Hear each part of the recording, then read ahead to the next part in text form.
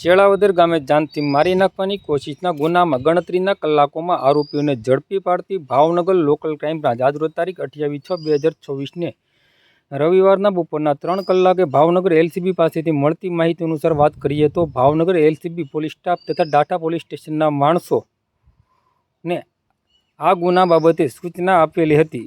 આ ગુનામાં સંડોવાયેલા આરોપીઓ ગીગાભાઈ કથળભાઈ ભમ્મર, ધનાભાઈ ભીખાભાઈ કામળિયા, રામભાઈ પાતાભાઈ ભમ્મર, રામભાઈ માણસુરભાઈ કાગ, ગુલાબસિંહ ઝીણકુભાઈ સરવૈયા અને રામભાઈ ગીગાભાઈ ભમ્મર જેઓ આ મારામારીના ગુનામાં સંડોવાયેલા હોય તેમને ગણતરીના કલાકોમાં ધરપકડ કરી આગળની વધુ તપાસ અર્થે ડાટા પોલીસ સ્ટેશનને સોંપવાની કામગીરી હાથ ધરવામાં આવી છે।